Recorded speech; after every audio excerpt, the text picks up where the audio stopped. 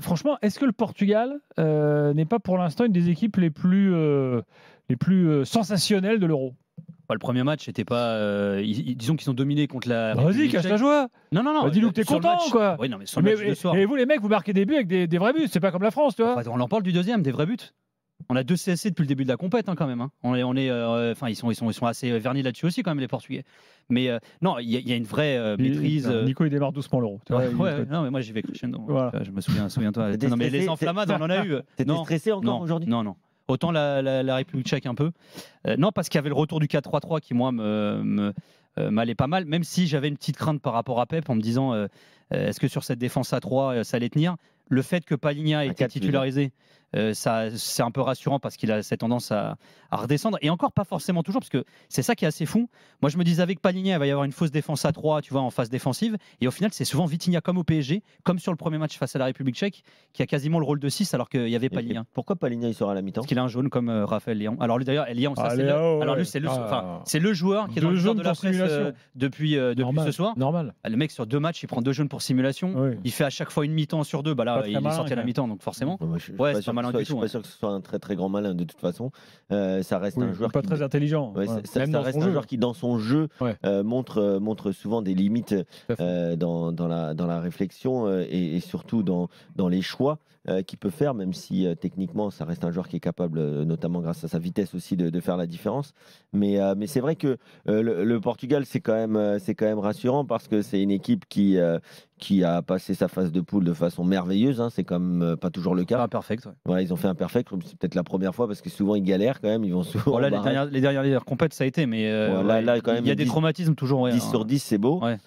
Et aujourd'hui, bon, moi, je le disais, je crois pas que c'était avec Flo, mais que moi, j'adorais Bruno Fernandes. Moi, je peux pas le blairer. Toi, t'as du mal. Mais encore aujourd'hui, il fait un match pourri. Il fait pas un bon match. Mais le match de la République tchèque, il est pourri aussi.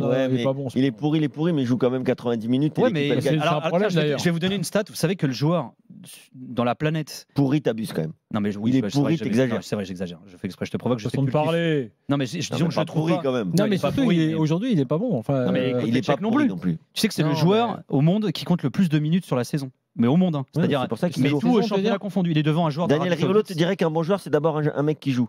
Mais après, c'est un mec qui doit respirer un peu aussi. Mais moi, je le sens un peu fatigué quand même. Non, mais oui, mais bien sûr. Mais il est quand même toujours disponible pour ses partenaires. Et en plus, j'exagère. Il fait des passes de ouf et tout aujourd'hui. Non, mais je provoque. Franchement, moi, je vous trouve très très dur avec Bruno Fernandes. C'est pas le meilleur, quoi. Et par contre. Et c'est ce que je disais dans mes 3 points. J'ai adoré le match de Cristiano Ronaldo. En tout cas, sa deuxième mi-temps. Sa deuxième mi-temps. Pourquoi? Parce que c'est quelqu'un qui n'a pas marqué dans cet Euro, qui doit marquer. Et le fait qu'il soit altruisme, c'est ça. Alors attends, et ça, faut qu'on en parle. C'est le nouveau Cristiano. C'est le Cristiano. Tu sais quoi? Faut qu'on en parle parce que cette fameuse passe D sur le 3e but pour Bruno Fernandes, justement. Ça fait un buzz, vous imaginez même pas. C'est-à-dire que tout le monde ne parle que de ça. Même Rio Ferdinand a fait un tweet. Non, mais c'est-à-dire que tous les mecs sont allés voir et Roberto Martinez, le sélectionneur, et tous les joueurs qui sont passés en mode. Mais tu te rends compte, il y a un mec qui dit à Bruno Fernandes, mais tu te rends compte quand même, le mec qui te fait une passe D, il aurait pu y aller tout seul et dit non, mais. Oui, mais bon. C'était le geste à faire. Oui, alors lui, il dit pas ça. Justement, c'est marrant, c'est pas ce que dit Bruno Fernandes. Il dit. C'était le geste à faire. Lui, il dit, il aurait très bien pu. Lui, il dit, il aurait très bien pu y aller tout seul et il a choisi de me la passer. Et Ruben Neves, qui a aussi interrogé sur le sujet, dit mais non, mais arrêtez. Alors, parce que c'est Ronaldo, comme d'habitude, on en fait des caisses. Mais il y a 10 ans, déjà, il aurait fait la même passe qu'il a faite aujourd'hui. Et Roberto Martinez dit carrément, lui, il va carrément dans le truc, il dit ça, vous voyez, la passe décisive qu'il a faite aujourd'hui, ça a montré dans tous les centres de formation. Voilà, il y a une espèce d'enflammade. C'est surtout à montrer à Cristiano Ronaldo où les fois où il l'a pas fait. Parce qu'en fait, si tu veux, il le faisait jamais avant. Benzema est un joueur qui fait ça.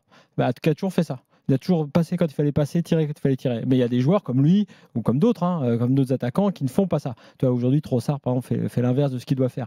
Après, c'est vrai que dans l'action, en revanche, dans l'habitude de voir Ronaldo, au moment où j'ai vu l'action, à aucun moment j'ai pensé qu'il allait passer. Parce qu'en plus, il a de l'angle. Il n'est pas totalement excentré. Non, mais il peut frapper largement. Alors, vous savez qu'il y a une théorie. Les complotistes disent que grâce à cette passe D, Cristiano Ronaldo est devenu le meilleur passeur de l'histoire. Il égale Poborski, c'est vrai, 8 passes D. Il y en a qui disent il a fait ça juste pour le record. Moi, j'y crois pas. Non, mais Cristiano Ronaldo. De Messi qui c'est les complotistes. Moi, pourquoi je te dis ça? Parce qu'à la fin, à la dernière minute, dans le temps additionnel, il y a une autre action où il est dans la surface et il remet en une touche. C'est vraiment le jeu de même contre moi, sur les Tchèques, je les trouve encore meilleurs dans ce rôle de remise. Juste pour finir sur le. Bruno, je vois Lusitano sur le chat là, qui s'excite. Il dit t'es dur. Il a porté les Portugais pendant les qualifs. Le meilleur joueur des qualifs du Portugal, c'était Bruno Fernandes. Là-dessus, c'est indéniable. C'est le mec qui a le plus staté, qui a été le plus influent, y compris dans le jeu. Ouais. Après, mais alors, moi j'ai fait ça dans mes 3 points. Le joueur pour moi, c'est Vitinha. Je suis d'accord. Parce qu'après, il prend une dimension. Et je vais en rajouter. C'est dommage que Daniel soit pas là, parce que il s'est moqué de Fabien Ruiz en disant tiens, faudrait le recruter au PSG, etc. Mais moi je pense que Luis Enrique, dans sa façon de s'appuyer sur ces joueurs-là et de les mettre, y compris à ce poste-là pour Vitinha, au poste de sentinelle avec le PSG ou même Fabien Ruiz, il les a aussi bonifiés, il les a aussi mis en confiance. Eh bien sûr que oui. C'est-à-dire que là, parce que Vitinha à Porto, c'était peut-être pas le très haut niveau. C'est incomparable. Mais là, t'as l'impression que c'est le boss de l'équipe. Ouais, mais c'est pas pareil. Franchement, Kevin, moi on m'aurait dit. Parce que là, il a la confiance. Kevin, on m'aurait dit à Porto, à l'époque Porto, même où il était au top, on m'aurait dit ce mec-là, dans 2 ans, il va faire ce genre de match en Coupe d'Europe. Enfin, à un euro, mais jamais de la vie. L'histoire de Vitinha, c'est pour ça que l'histoire de Vitinha au PSG me paraît juste en 2 mots intéressante. Quand il y a les stars, les Messi qui lui crachent à la gueule et qui l'emmerdent dans l'effectif. C'est ça qu'il a freiné. Oui, mais qu'il a freiné parce qu'il n'y avait pas de coach capable justement de gérer ça. Bon, les mecs partent, c'est plus simple à gérer, c'est vrai. Le mec l'installe et lui donne confiance. Quand il joue pas, un match et qu'il va voir le coach en disant qu'est-ce que j'ai fait, c'est dans la fameuse rotation de Luis Enrique. Luis Enrique lui dit non, mais t'es très bon, t'es excellent, il n'y a pas de problème. Pose pas de questions, c'est juste, c'est ma façon de faire. Mais à la fin, en gros, il s'appuie sur lui, il sait qu'il est l'un des joueurs, il frappe. Enfin là, il l'a pas fait dans cet Euro, mais il est capable de marquer, de frapper. Il a un taux de récupération incroyable. Et tu vois que ses partenaires, surtout maintenant, par rapport à ses partenaires, il a pris une autre dimension. Pour moi, c'est un des hommes clés du Portugal actuel. Il y a un joueur dont on n'a pas parlé et qui est l'un des leaders de ce groupe-là et qui, pour le coup, lui était dans le viseur avant le match, c'est Bernardo Silva. Il a marqué son premier but, il n'avait jamais marqué dans un Euro. Après, c'est que son deuxième. En 2016, il était blessé. Et c'est vrai qu'il y a de grosses attentes autour de lui. Il est tellement bon avec City et on a tellement de mal à le reconnaître. Et alors, le match face à la République tchèque, on s'était demandé ce que Roberto Martinez faisait en mettant les trois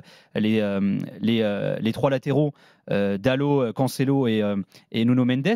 Là, il a enlevé Dalot, il est revenu à une défense à 3, il a remis les joueurs à leur poste. Mais Cancelo, tout le match, il a joué dans revenu à une défense à 4, tu veux dire. Ouais, à 4, pardon. Ouais. Tout le match, il a eu cette espèce de rôle de joueur du milieu. Alors, Roberto Martinez a expliqué après qu'il savait que les Turcs étaient très, très bons dans l'axe, qu'il allait avoir beaucoup de densité et que c'était important que Cancelo repique dans l'axe. Il en fait un espèce de 8-10, un poste un peu chelou. Oui, mais c'est son poste. Ah, Cancelo ?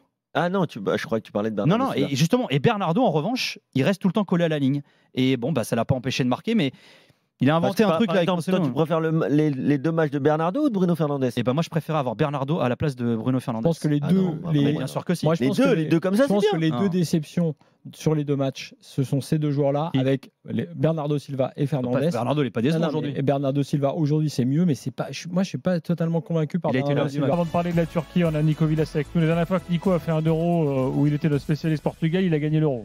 Je vous le dis comme ça en passant. Bah non, il y avait 2020 aussi. 21, quoi. Tu faisais un peu d'after en 2020 ? Ouais, je venais un peu. Ouais. Je me souviens pas. De temps en temps, je faisais. T'as sorti le maillot du Portugal de quelle année là? Alors ça, mon gars, c'était un fantasme de gosse que j'ai assouvi. C'est 80. Il y a des poussières, ça. Ça, c'est 90 ou 80. Là, je vois que le col, on dirait un maillot du Cameroun. C'est 92. 90. Ah oui, ça y est. Ça, c'est époque Rui Barros pour le foot. C'est vrai qu'on dirait un maillot africain. Il est magnifique celui-là. Ça, c'était l'époque Adidas. Ça, c'est le maillot qu'ils avaient pour le match, la finale de groupe contre l'Italie en 93, où ils se font éliminer. Français. Non, ça c'était Bata contre l'Allemagne. Ça c'était encore, ça m'en parle pas. Ça c'était en 97. Et je reconnais ce maillot parce qu'ils ont raté la qualif pour l'USA 94 avec ce maillot. C'est vrai, tu l'avais? Ouais, avec les FPF. FPF là. Ouais, sur le côté là.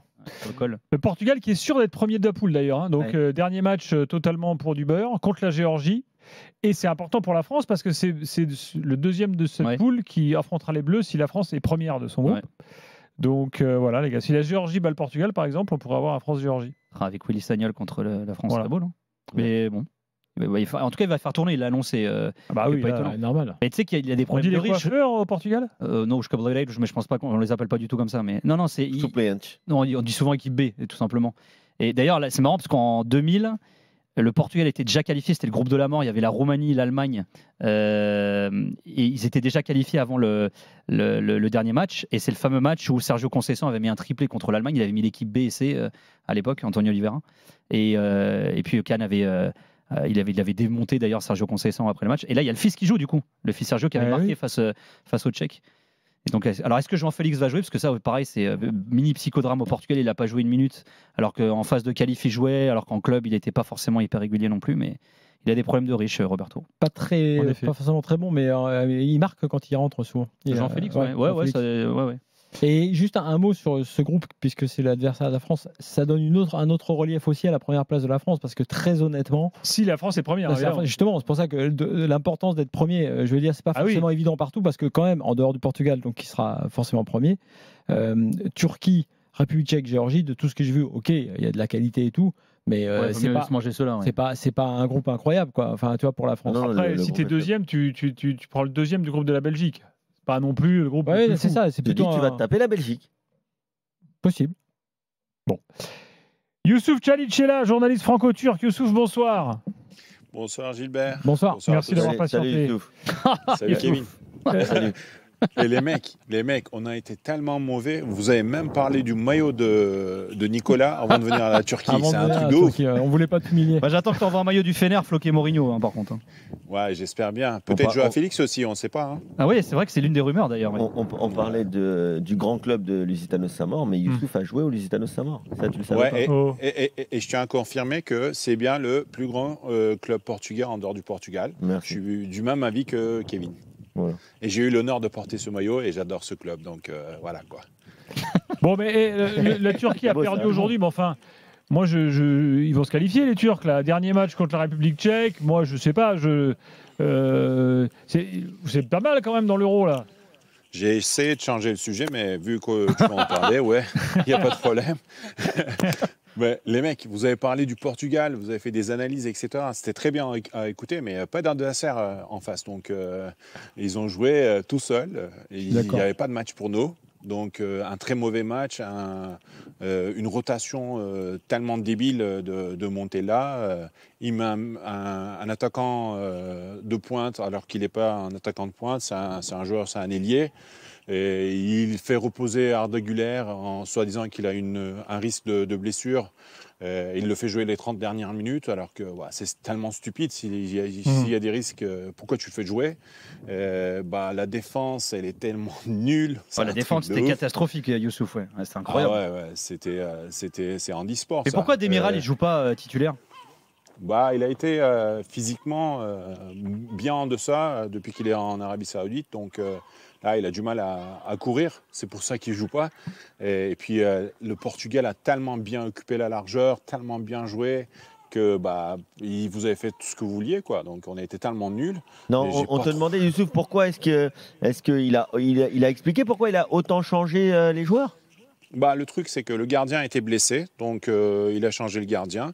Arda Güler avait des risques de blessure, il était fatigué, donc il ne l'a pas fait jouer. Ensuite, les choix qu'il a fait en dehors de ça, c'est une sorte de rotation qu'il n'a pas pu expliquer en conf de presse après le match. Et il y a tellement d'interrogations sur l'équipe. Je m'étais déjà connecté à une émission sur AMC avant le match, le premier match, et j'avais dit qu'on avait un bon groupe de joueurs, mais on n'était pas une bonne équipe. Donc c'est toujours le cas.